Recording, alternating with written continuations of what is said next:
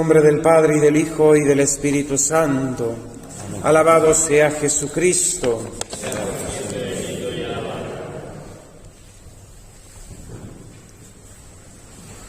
Un mes más acudimos a la escuela del Padre Pío para ser ilustrados por su ejemplo, por sus consejos, por sus enseñanzas. Padre Pío fue un verdadero pastor de almas, un verdadero maestro en los caminos de la santidad, un buen pastor y director, un buen confesor, que durante toda su vida ayudó a muchísimas personas de todas partes que acudían a San Giovanni Rotondo, el monasterio donde prácticamente transcurrió toda su vida, para llevarlos a Dios. Tarea esta de conducir a las almas al cielo, que Padre Pío desde su gloria, junto a la gloria del Dios, hace y sigue realizando en todos aquellos que nos ponemos bajo su paternal cuidado, bajo su paternidad espiritual. Venimos un mes más a celebrar la memoria del Padre Pío. Lo hacemos celebrando la Santa Misa, en el mismo rito que el Padre Pío celebraba durante toda su vida. Esas misas del Padre Pío que extasiaban y dejaban un gran impacto en las personas que asistían, y no por el aparato externo, por el adorno o por la genialidad del Padre Pío, sino por lo que allí se celebraba, cómo se celebraba y cómo el mismo Padre Pío vivía la Santa Misa. Esta Santa Misa, la del Padre Pío, la de la Iglesia, el sacrificio de la cruz, sin la cual el mundo no puede subsistir. La misa donde Dios es glorificado, alabado, adorado. La misa de todos los siglos, la misa de los santos, donde Dios es el actor principal y el único protagonista, donde todo está al servicio de la adoración y del misterio de Dios. La Santa Misa, que es antesala del cielo, la Santa Misa, que es la renovación del sacrificio único de la cruz.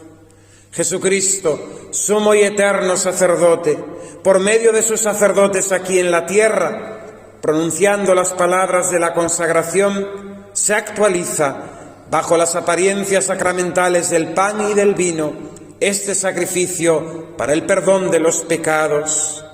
Esto es mi cuerpo entregado por vosotros. Este es el cáliz de mi sangre derramada por vosotros para el perdón de vuestros pecados. Ayer una persona mayor que había quedado viudo recientemente me decía que estaba considerando las cosas acerca del fin último de nuestra existencia, las realidades últimas de la existencia humana, la muerte, el juicio, el infierno, el purgatorio, el cielo. Pero algo que le interrogaba y que le creaba cierta, vamos a decir, incertidumbre, curiosidad, algo que no encontraba respuesta es: ¿por qué Dios? ¿Por qué el Padre permitió que su Hijo, nuestro Señor Jesucristo, sufriese tanto? ¿Por qué Dios Padre aceptó, quiso voluntariamente que su Hijo muriese en la cruz? ¿Por qué? Le respondí sencillamente, le dije: se acordará de aquello que estudiábamos en el catecismo cuando éramos niños, ¿verdad? Dios quiso que su Hijo sufriese el tormento de la cruz y de la pasión para mostrarnos la inmensidad de su amor y para que veamos la fealdad, la gravedad del pecado. Dios quiso sufrir en la cruz. Jesucristo nuestro Señor quiso morir por nosotros, para mostrarnos la inmensidad infinita de su amor y para mostrarnos también la gravedad y fealdad del pecado. Tanto amó Dios al mundo que entregó a su Hijo único. La gravedad del pecado. Fueron mis pecados los que causaron la muerte al Hijo de Dios. Estamos en tiempo de Cuaresma, mis queridos hermanos, tiempo de conversión, tiempo de penitencia, de contemplar esta inmensidad del amor de Dios que se traduce en nosotros, pobres criaturas, en su misericordia para con nosotros, pero también estamos llamados a enfrentarnos ante la realidad de nuestro pecado. ¿Y qué es pecado? Porque vivimos en el siglo donde los hombres han perdido la conciencia de pecado. Decía algo así el Papa Pío XII, que el pecado más grave del siglo XX, y nosotros ya en el XXI, es pensar, olvidar que somos pecadores. ¿Qué es pecado? Pecado es ofensa a Dios. Pecado es la rebelión de la criatura a su Creador. Es la desobediencia a sus mandamientos. La palabra de Dios no nos engaña, nos invita a vivir en el realismo. Hemos escuchado al profeta Ezequiel, Dios mismo habla por su boca. Aquel que pecare, ese morirá. La justicia del justo será sobre él, y la impiedad el impío sobre él.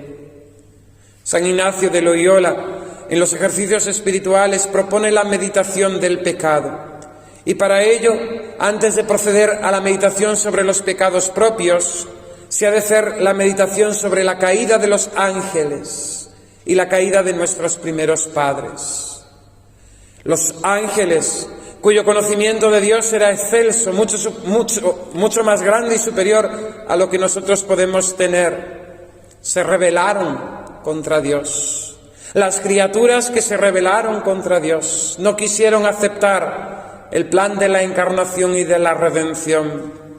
Aquel pecado de soberbia contra su Creador les mereció el infierno para siempre, por toda la eternidad.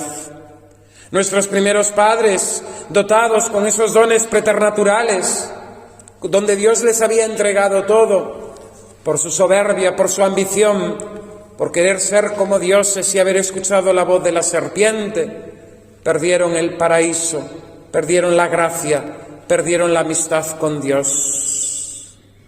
La palabra de Dios no nos engaña. El alma que peque, esa morirá. Pero a diferencia de los ángeles caídos, Dios nos concede el tiempo de su misericordia, el tiempo de su amor para con nosotros, el tiempo del perdón para convertirnos. Dios mismo dice: si el impío se apartare de sus delitos y guardare todas mis mandatos e hiciere juicio y justicia, de cierto vivirá, no morirá. Todas sus rebeliones que cometió no le serán recordadas. Por la justicia que hizo, vivirá. Y Dios mismo reflexiona y se pregunta: ¿quiero yo la muerte del impío? ¿Quiero yo la muerte del pecador? No vivirá si se apartase de sus caminos. Pero también nos avisa de la tentación o la falsa seguridad de considerarnos ya salvados, o sin pecado, o sin necesidad de conversión. Mas si el justo se apartase, nos dice el profeta Ezequiel, y cometiere maldad, e hiciere conforme a todas las abominaciones que el impío hizo, ¿vivirá él? Todas las justicias que hizo no vendrán en memoria. Por su rebelión con que prevaricó y por su pecado que cometió, morirá. La Santa Cuaresma nos recuerda la gracia inmerecida que recibimos el día de nuestro bautismo, perdonándosenos el pecado original, haciéndonos hijos de Dios y herederos del cielo. Gracia que debíamos conservar durante toda nuestra vida intacta y siempre creciente en la caridad hasta el momento de tener que dejar este mundo con la muerte. Pero gracia que desgraciadamente por el pecado perdemos, pecado que nos es perdonado en la confesión, pecado por el cual hemos de hacer penitencia en nuestra vida. Por eso la Iglesia en el tiempo de Cuaresma quiere despertar nuestra conciencia acerca del pecado y de la necesidad, obligación que tenemos de hacer penitencia si queremos salvarnos. Dice el sacerdote después de la absolución al penitente: el bien que hagas y el mal que puedas sufrir te sirvan como remedio de tus pecados, aumento de gracia y prenda de vida eterna. El tiempo de Cuaresma es tiempo de conversión, de reconocernos pecadores, de confesar nuestras culpas, de pedir a Dios ayuda.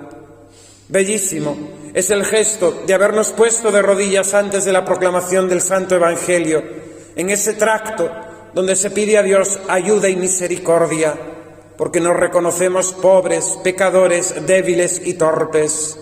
Ayúdanos, Dios, Salvador nuestro.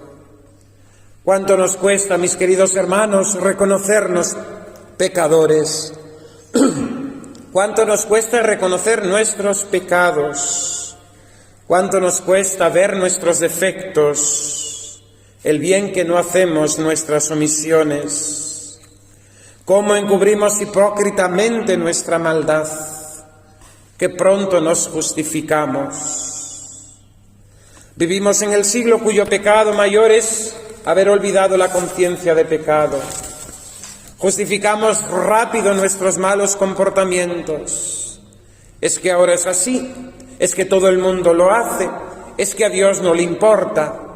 Y todavía peor, queremos falsificar la misericordia de Dios y queremos vivir engañados, presentando a un Dios que es indiferente ante el bien y el mal.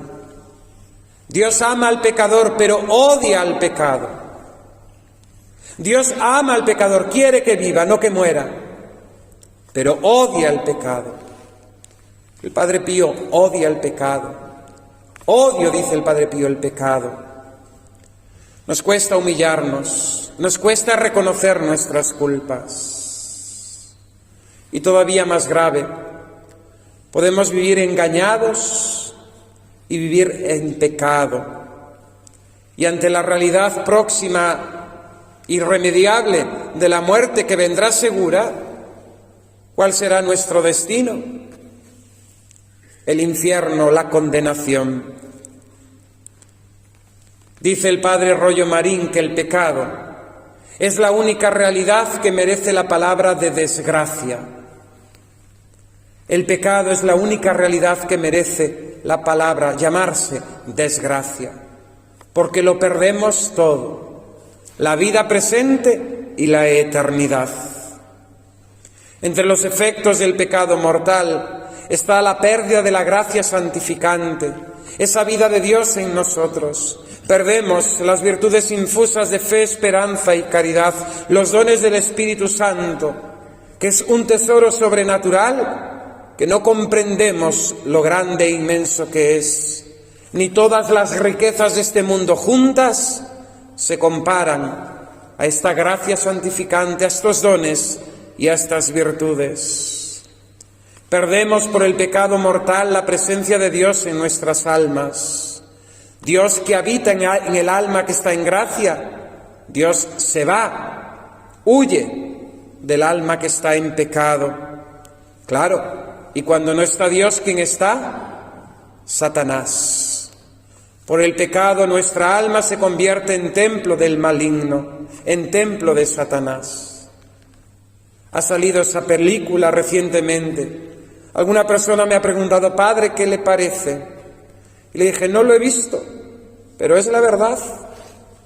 El alma en pecado mortal se convierte en templo de Satanás. Pero sí es muy bueno.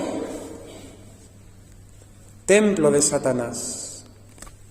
Las cosas son como son, no como nos gustarían que fuesen, o como en nuestra moda actual, en esta hipocresía en la que vivimos en nuestro mundo, quisiéramos hacer, llamando a lo malo bueno, al error verdad, al pecado virtud.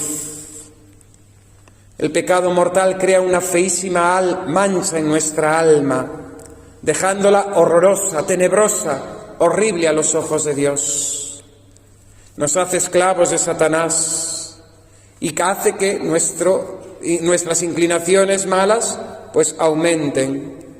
Con ello viene el remordimiento, la inquietud de la conciencia y en definitiva nos hace herederos de la condenación. El pecado venial no es menos desastroso. Si Dios nos ha librado ya del pecado mortal, bendito sea Dios. Pero es que esta vida es un combate, la Cuaresma es combate, La vida es combate contra el pecado, odio al pecado. El pecado venial también tenemos que luchar contra él, porque nos priva de todas las gracias actuales que Dios quiere concedernos y que en definitiva son un inmenso tesoro. Disminuye en nosotros el pecado venial, el fervor, el amor a Dios, la caridad, y hace que nuestra vida transcurra en una tibieza y en una vulgaridad. Aumenta las dificultades para alcanzar la santidad, la virtud, que cada vez se nos hace más cuesta arriba. Y en definitiva el pecado venial nos predispone al pecado mortal. Y este pecado venial, aunque nos salvaremos si lo tenemos, nos disminuirá el mérito y la gloria que tendremos en el cielo. Si los santos en el cielo pudieran sufrir, llorarían amargamente por sus pecados veniales, porque han perdido gloria, han perdido mérito ante Dios.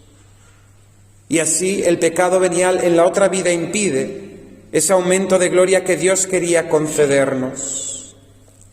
Jesús no nos engaña. Y cuidado con falsificar la imagen de Jesús.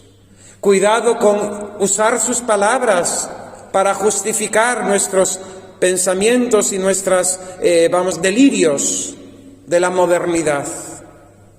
¿Qué le dice Jesús a ese ciego que cura junto a la piscina de Betseda cuando lo encuentra después en el templo? Oye, atento, mira, has recobrado la salud. No peques más para que no te suceda algo peor. Jesús no nos engaña.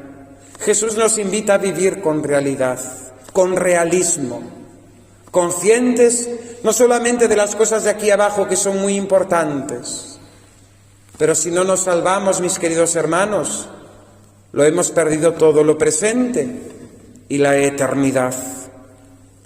Simplemente unos breves consejos para la Cuaresma. Examen de conciencia diario. Ello nos ayudará a reconocernos pecadores y a concretar en qué he faltado al amor de Dios, en qué he faltado a sus mandamientos, y a proponerme al día siguiente a amar más a Dios y a evitar todas las ocasiones de ofenderle y desagradarle. Incrementar nuestra oración, el ayuno, la limosna. Sí, incrementarlo, porque es actividad de todo tiempo. Tenemos que rezar siempre, tenemos que mortificarnos y tenemos que ser generosos. Pero en la Santa Cuaresma hemos de hacer ese poco más que se nos pide. Ofrecer pequeños sacrificios, sabiendo que Dios nuestro Señor, la penitencia que más le agrada es aquella de aceptar las contrariedades, los sufrimientos y trabajos de cada día, por amor a Él, para la salvación de las almas. La práctica maravillosa de las obras de misericordia. Qué hermoso, qué grande, qué fácil es ser bueno y hacer el bien, para gloria de Dios, para bien de nuestra alma, para bien de nuestros hermanos. Las obras de misericordia, la caridad con el prójimo, frecuentar la confesión.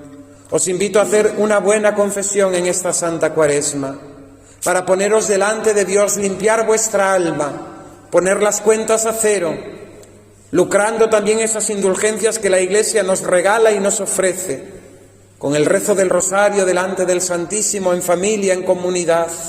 El rezo del Vía Crucis también tiene indulgencia plenaria, tantas prácticas y obras buenas que la Iglesia ha indulgenciado en un desbordo de misericordia, de amor maternal para con nosotros.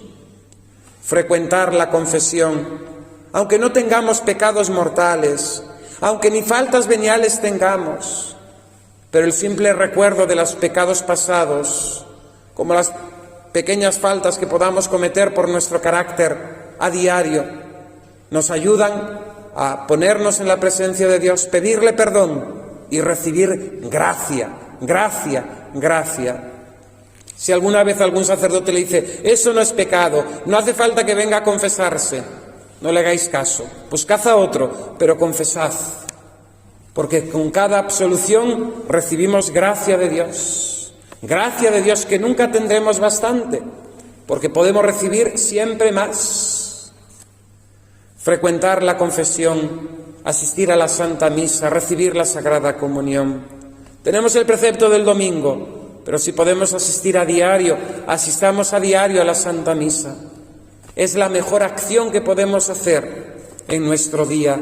Es lo más importante que acontece sobre la tierra cada día, el santo sacrificio de la misa y poder recibir al Señor en la Sagrada Comunión.